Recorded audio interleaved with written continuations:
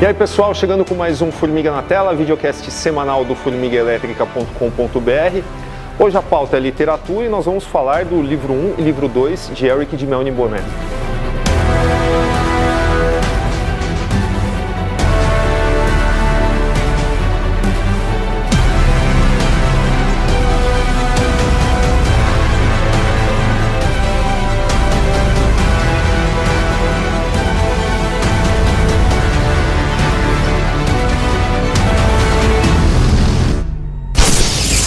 Bom, por motivos óbvios, né, o tempo de criação do personagem, toda essa jornada literária, todas as suas passagens aí pelos quadrinhos, inclusive no Brasil, né, a Mito está lançando agora o álbum francês do Julien Blondel. Nós não temos como falar, né, como cobrir tudo isso, né, mas era absolutamente imprescindível que a gente abordasse isso, afinal de contas o personagem está sendo publicado aí pela Generali, né?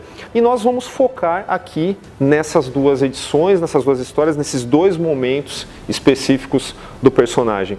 Começando aí pelo livro 1, né, que é A Traição ao Imperador, que na verdade o título original do livro é Eric de Melniboné. E a gente também não pode deixar de comentar também algo que as próprias edições nacionais, elas infelizmente não contextualizaram o leitor, que as histórias do Eric, elas foram publicadas em contos, em revistas pulp, depois organizadas em livros, mas esses contos eles não seguiram uma linha cronológica conforme eles foram escritos, né? Depois que criou-se uma linha do tempo do Eric, o primeiro livro, por exemplo, que é aqui no Brasil, A Traição ao Imperador, ele saiu em 72, mas o personagem surgiu, na verdade, em 61. Né? E primeiro a gente tem que destacar, né, essa qualidade e tal, falar para o espectador por que, se ele não conhece, ele deve conhecer o trabalho do Michael Moorcock, o Eric, por que esse personagem é tão importante, tão marcante, né, tão imperdível. Né? Primeiro, a subversão, né, do gênero espada e feitiçaria, porque é aquele lance, né, muito mais feiticeiro do que guerreiro, albino, fraco, drogado, entre aspas. Né? O Elric, ele é assim, inspirado vagamente pelo gênero espada e feitiçaria no Conan, né? Eu ia até mencionar, você falou da linha do tempo, acho que se serve para o amigo espectador, tenta imaginar mais ou menos a trajetória do Conan nas suas revistas pulp também, não é algo que tinha uma continuidade, ele surge como um guerreiro, aí de repente o Robert E. Howard desenhou ele como, escreveu ele como um rei, aí de repente ele era jovem de novo, então assim, são contos da vida desse grande personagem. E assim, em questões temáticas, eu não gosto muito dessa expressão, ela é comumente aplicada ao Michael Moorcock. Ele era para ser o anti-Tolkien. Só que em que sentido? Não é que Michael Moorcock odeia Tolkien. Mais ou menos, né? Ele não odeia Tolkien, cara. Ele é um crítico do trabalho de Tolkien. Estilo literário. Na medida em que, aí sim dá para falar do personagem, na medida em que Tolkien trabalhava com ideias grandiloquentes, ele trabalhava com maniqueísmo, ele trabalhava com a ideia de bem e mal absoluto, ele trabalhava com a ideia de heróis e vilões que encarnavam isso, e na sua escrita ele delineava as consequências do conflito entre ambos. Tolkien ele vinha de guerra, então a mente dele trabalhava nesse sentido por um motivo muito específico e o trabalho dele foi nesse sentido e ele foi muito bem feito. O Moorcock, quando ele criou o Eric, tudo bem, você pode dizer que ele é um anti-Tolkien nesse sentido, mas o que ele quis fazer com o seu personagem foi justamente trazer nuances ao universo fantástico. Ótimo, perfeito, ele fez isso de maneira magnífica, porque o seu personagem, ao contrário dos personagens tolkienianos, é um personagem de nuances. O Eric, ele é um protagonista, mas ele não é um herói e sequer um anti-herói. Ele é alguém que possui um destino manifesto, mas que busca esse destino de uma maneira muito própria. Década de 60, Sim. Contra a cultura. Exatamente. Tal. Então, como você falou, o contexto de cada autor. Isso não diminui, né, ou aumenta o outro, não. Cada um no seu contexto e ambos geniais em suas propostas, né? Acho que o interessante do Eric aqui, e de novo, a gente fala, pô, espada e fantasia, a gente já tá saturado de tudo isso, né? Em quadrinho, em RPG, em videogame, enfim, é uma temática que hoje em dia já é algo saturado. Então, pô, eu vou pegar uma obra de décadas atrás, 1900 e bolinha, o que tem de diferente, né? E só fazendo uma observação. Você vai pegar um livro e você fala, nossa, um livro de fantasia tão fininho assim. Perfeito, tão fininho assim, exatamente. É só que tem outros 25 desses.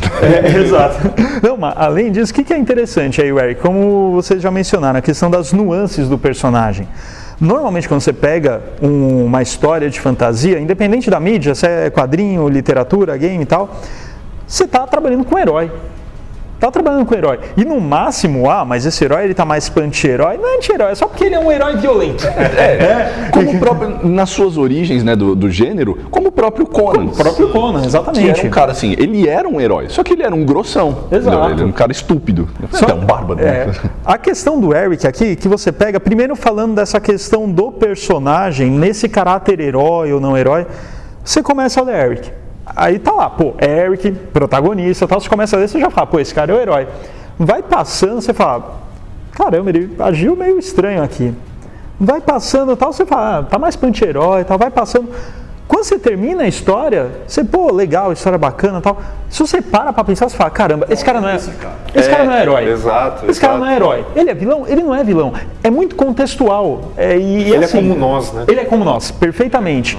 Você pega os vilões dele e você fala, caramba, olha só que cara sacana. Mas você pega e peraí, esse cara tá sacana pelo olhar do Eric, pela narrativa da história, mas vamos pensar. Não, o cara não era sacana, ele simplesmente é outro tão, como posso dizer assim, tão mau caráter, nem mau caráter, assim, é um cara, produto do meio, né? Produto do meio.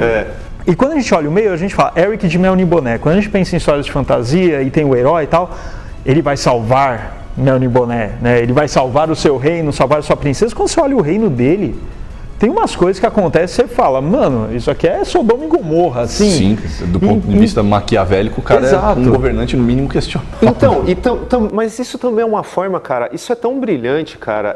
Eu sou muito suspeito para falar sobre a obra do Michael Moorcock, porque já faz bastante tempo que eu procuro não ficar restrito ao Eric e tal. E, assim, eu já não fico restrito aos livros publicados aqui no Brasil. Mas eu também não fico restrito só a essa obra, porque, para quem nunca ouviu falar do cara, ele tem, sei lá, mais de 200 livros publicados que já foram reorganizados, ganharam outro nome. Se você for entrevistar o cara hoje, talvez ele nem lembre, nem ele sabe, exatamente. Então, é um negócio complexo, sabe? Você tem que ser um die-hard fan para acompanhar Michael Moorcock aqui no Brasil. Por que vale a pena, né? Isso é um retrato, cara, uma forma, do mesmo jeito que muitas pessoas assistem cinema novo para entender o contexto do Brasil daquela época, eu acho que o contexto, não só da Inglaterra, mas do mundo, ele está aqui. Porque, em primeiro lugar, para mim o Eric é uma espécie de êmulo do próprio Michael Moorcock, vivendo na Inglaterra na década de 60, contestando tudo aquilo, trazendo uma nova visão, não só para a fantasia, porque o Eric, ele tá ligado com o trabalho de ficção científica do Michael Moorcock, né? Então você vê, Melny Boné é a Inglaterra para o jovem britânico da década de 60. Que não é um lugar mais brilhante, é um lugar talvez que é um pouco de destruição, renovação, decadente, né? Que precisa de algum, como é que se diz? Precisa que algo aconteça uma logo, válvula de escape, né, cara? Ele precisa de uma luz no fim desse túnel. E o Eric, ele representa muito bem isso, porque se você fosse, por exemplo, tratar, como eu disse, o Eric como um personagem como um personagem maniqueísta ou dentro de um contexto maniqueísta, essa luz no fim do túnel ficaria clara em algum ponto da trajetória dele e ele abraçaria aquilo como o herói que ele é. Não existe isso. Assim, essa luz no fim do túnel, na melhor das hipóteses, ou é ele que cria de uma maneira muito ardilosa e moralmente questionável, ou é apresentada a ele e por conta do meio, como você mencionou, ele acaba tomando decisões, de novo, moralmente questionáveis, porque ele não é um herói absolutamente bondoso. E ele também não quer ser isso, porque, assim, de novo, de um ponto de vista, eu considero o Eric um personagem, assim, maquiavélico, num ponto de vista técnico da expressão. Porque Maquiavel era, acima de tudo, um cara pragmático. em termos de política. Elric é um cara pragmático em termos de política e ação. Ele faz o que é necessário para sobreviver e para fazer com que as poucas pessoas com quem ele remotamente se importa sobrevivam também dentro desse ambiente criado nesse universo que é hostil e que reflete muito disso que você estava mencionando desse período da Inglaterra. As pessoas que viviam naquele momento precisavam encontrar uma maneira de sobreviver e normalmente essa maneira de sobreviver não era uma maneira legal, não era uma maneira moralmente aceitável, muito menos para os padrões da Inglaterra que, né, tem aquele cabresto moral intenso em que a pessoa precisa se comportar como um cidadão respeitável, ela é execrada pela sociedade, o que a gente bem sabe na história da humanidade, toda vez que você aperta demais a coisa espana. A Inglaterra conheceu os punks, mais ou menos assim, um pouco depois, né, no início dos anos 70, e o Elric é um personagem totalmente punk.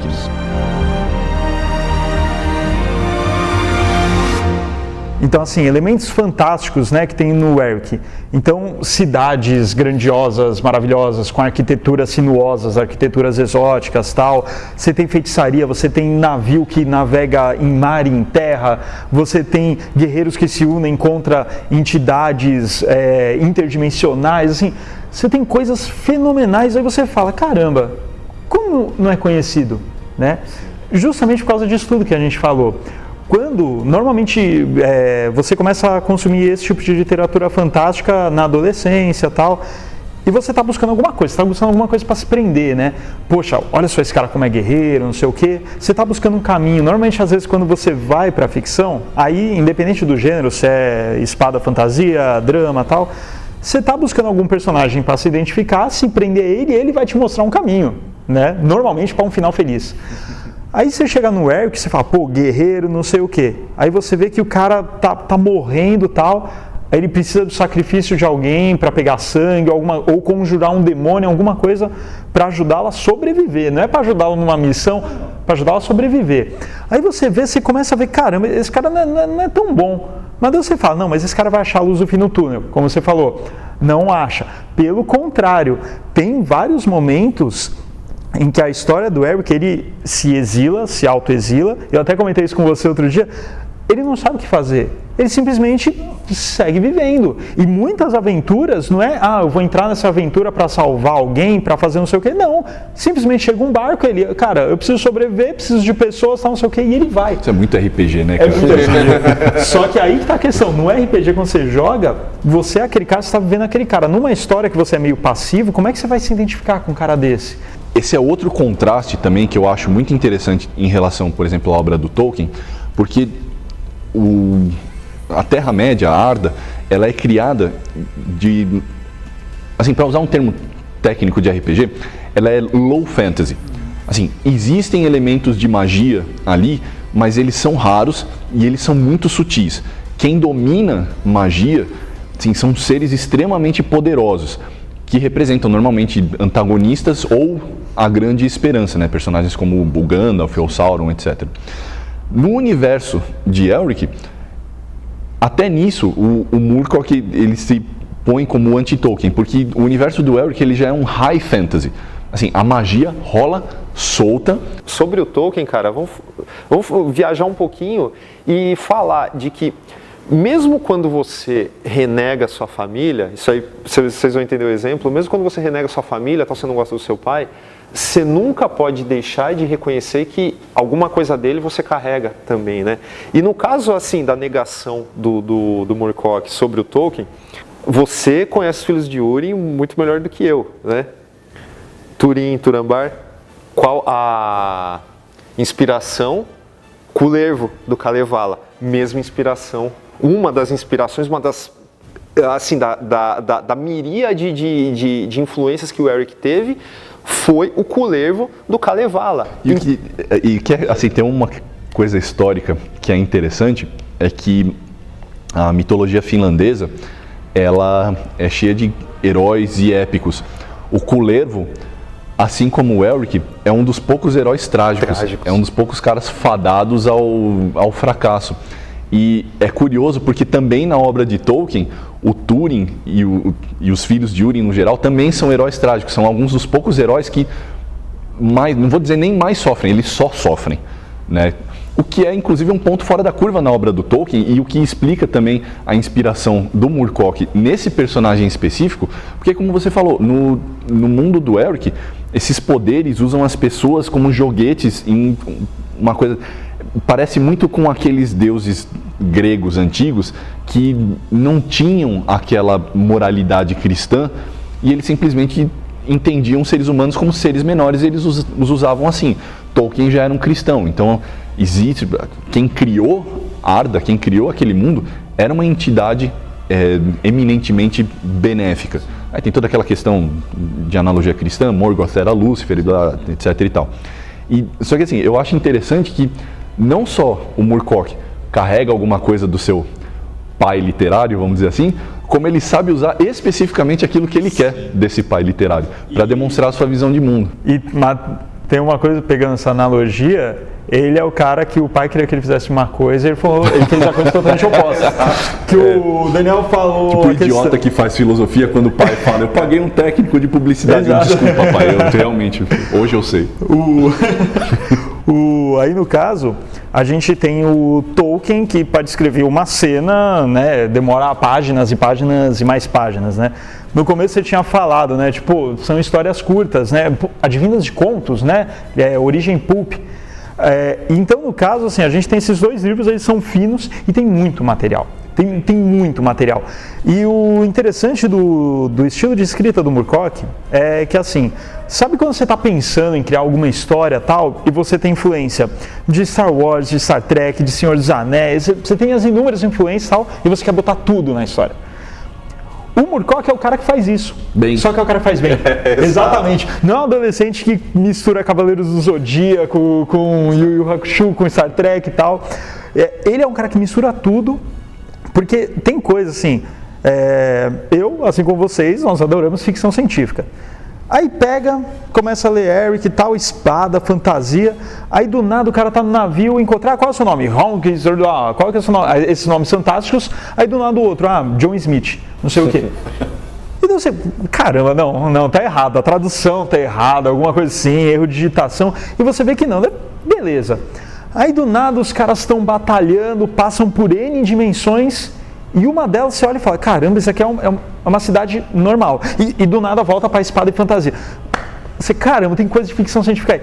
E não é uma coisa que fica tosca, fica jogada. Você vê que aquilo lá faz parte. Sim. E o cara consegue descrever isso de uma maneira muito curta. É uma maneira curta, rápida, dinâmica para você ler. Quando você vê, você passou, sei lá, 3 páginas e aconteceu um montão de coisa. Coisas fantásticas, elementos de ficção científica, tudo mais. Isso acho que o maior valor desse cara. É um treco absolutamente ambicioso, porque vamos supor que alguém chegue na livraria, compre esses 2 livros, leve para casa ler, ele também não vai ter a exata ideia do que significa essa ideia de multiverso que você acabou de pincelar aqui. Porque o Moorcock tem personagens que são detetives, agentes secretos, que estão dentro do mesmo multiverso que o Elric, né? O conceito de um campeão eterno que traz o equilíbrio sobre caos e ordem, ele percorre quase toda a obra do Moorcock, né? Porque a maioria dos livros dele, eles estão divididos em trilogia, tetralogia e por aí vai. São poucos livros que são fechados em si, mas é um negócio que valeria muito a pena, né, que alguma editora explorasse aqui para lançar. Mas voltando aí na questão dos livros que a Generali lançou, o primeiro aqui, A Traição ao Imperador, a gente precisa contextualizar bem aquilo que eu tinha comentado no começo sobre a não linearidade da publicação original desses contos, né, organizados em formato de livro. Então, o que acontece? O Eric de Meunier-Bonnet, que é o livro 1 da Generali, ele na verdade é o 4º livro, contando aí a ordem em que ele foi escrito e lançado na Inglaterra. Então ele deve sair ali por volta de 1972, ok. Mas, o que acontece? A editora, sabiamente, aqui, ela lança em ordem cronológica. Embora ela não explique isso para o leitor num prefácio, né, o que deveria fazer, ela está lançando em ordem cronológica. Então você pode comprar o livro 1, é realmente a primeira aventura, ele está seguindo a linha do tempo do personagem. Quando você vai para o livro 2, embora não exista nenhuma indicação aí na capa, O livro 2 é do... esse aqui. Ah, sério? Nossa, eu tava apontando errado, então. Bom, tudo bem, vai, beleza. O livro 2, ele vai trazer o segundo e o terceiro livro em ordem cronológica do personagem. Só que, na verdade, nós temos aí o Navegante nos Mares do Destino, que é na verdade, é o segundo, né, no cânone do personagem, e o Destino do Lobo Branco. Só que, na verdade, o Destino do Lobo Branco, o conto que abre, que é o Dreaming City, que é a Cidade dos Sonhos, ele é a estreia do personagem. Então, talvez o leitor estranhe um pouco uma mudança de tom nessas histórias, porque, afinal de contas, era a estreia do personagem ali na década de 60 ainda, né? Então, década de 60 a gente tem o Destino do Lobo Branco, tem mais 2 livros que mostram, assim, trazem para nós o panorama o panorama não, o estilo, a pessoa do Michael Moorcock na década de 60, né? Então você vai ver um Eric mais amargo, mais amoral e tal. Quando você chega no Eric de Mel de Boné, você já vê que tem uma mudança, né, nesse negócio, é um negócio mais tranquilo, mais contemplativo e tal. Então, é claro, eu não vou falar para você, leia na ordem de publicação original. Leia na ordem que a editora está lançando aqui no Brasil, é claro, tal. Mas tente prestar atenção nesse estilo do escritor, né? Ver as diferenças, tal. A gente poderia falar, sabe, horas sobre Tranquilamente. sobre esse universo do Eric, explorar todos esses livros que saíram lá fora, né? Que a gente espera que saiam aqui também. Quadrinhos, principalmente.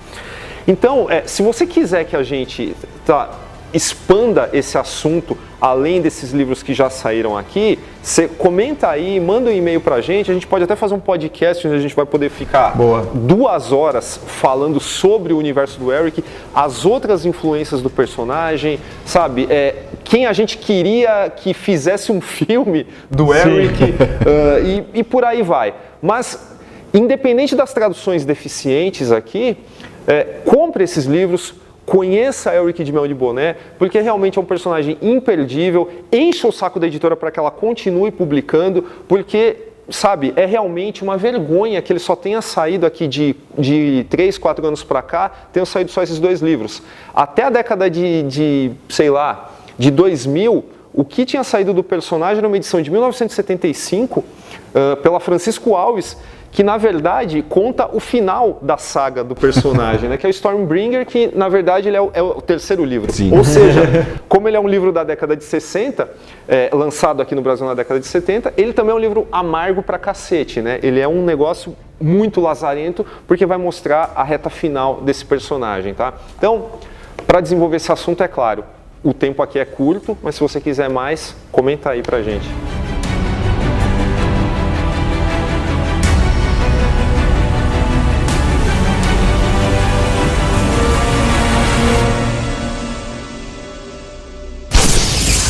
Então é isso, pessoal, esse foi o Formiga na Tela sobre Eric de Mel de Boné.